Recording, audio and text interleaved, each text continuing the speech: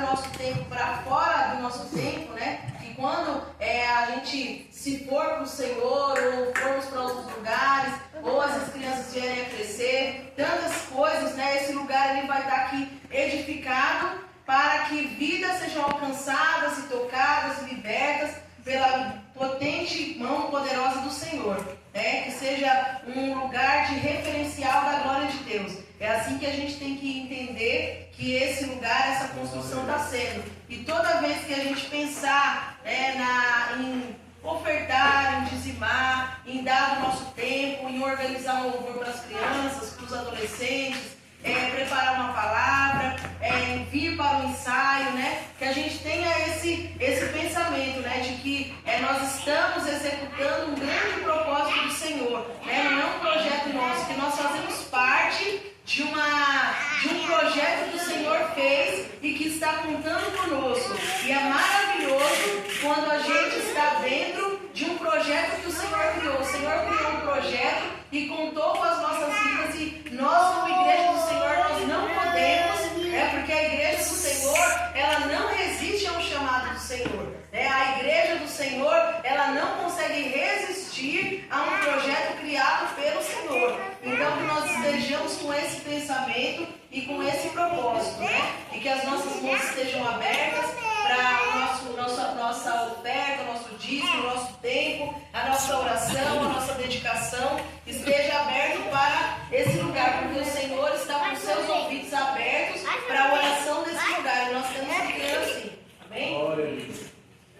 Irmãos, eu quero convidar os irmãos para nós fazermos a leitura de 1 Samuel, a partir do versículo 1. Por esses dias, eu recebi um convite para estar falando sobre algumas mulheres ali na nossa congregação do Cipó, e ainda está em processo de construção essa mensagem, mas eu quero trazer um trecho para os irmãos nessa tarde, referente a Ana, não só referente a Ana, mas a mulheres que dedicaram dos seus filhos e abriram do seu sonho para entregar na obra do Senhor, e também sobre respostas de oração. Ali nós estamos falando sobre algumas mulheres da Bíblia e algumas mulheres do nosso tempo, que estão,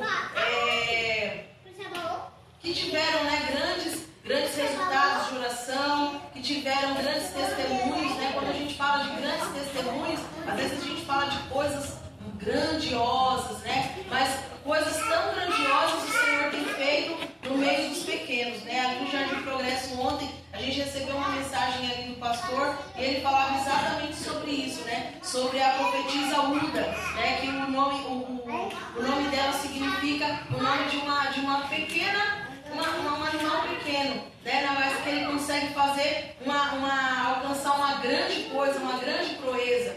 Então, quero falar sobre Ana. Aqui o primeiro livro de Samuel, ele fala bastante sobre Ana, sobre o posicionamento de Ana. 1 Samuel 1. Houve um homem em Ramatiã, Zofim, na montanha de Efraim, cujo nome era Elcana, filho de Jeroão, filho de Eliú, filho de Tou, filho de Zerufe e filho de Efrateu.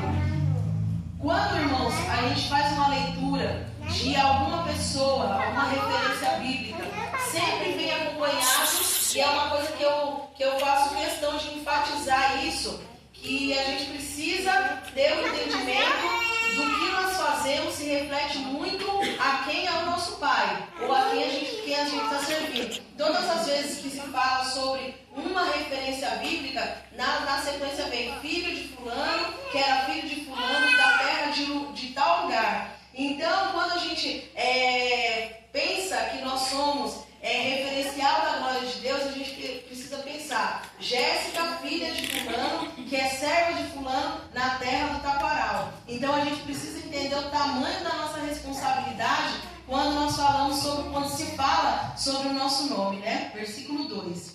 E este tinha 2 mulheres, o nome uma era Ana e a outra Penina. Penina tinha filhos, porém Ana não tinha filhos. Subia, pois, este homem à sua cidade em um ano a adorar e sacrificar ao Senhor dos Exércitos em Siló. Estava ali um dos sacerdotes, Ofni e Finéias, os 2 filhos de Eli. E sucedeu que no dia em que Eucana sacrificava, dava ele por porções a Penina, sua mulher, e a todos os seus filhos e a todas as suas filhas. Porém, a Ana dava uma porção excelente, porque ele amava a Ana. Porém, o Senhor lhe tinha cerrado a madre, e a sua competidora excessivamente a irritava para embravecer, porquanto o Senhor lhe tinha cerrado a madre. E assim fazia ele de ano em ano, quando ele subia à casa do Senhor. Assim a outra irritava pelo que chorava e não comia. Então Eucana, seu marido, lhe disse: Ana, por que choras? E por que não comes? E por que está mal o teu coração? Não te sou eu melhor do que 10 filhos? Então Ana se levantou, depois de comerem e beberem em Siló, e Eli, o sacerdote, estava sentado numa cadeira, junto ao pilar do templo. Ela, pois, com amargura de alma, orou ao Senhor e chorou abundantemente. E votou um voto, dizendo: Senhor dos exércitos, se benignamente atentares para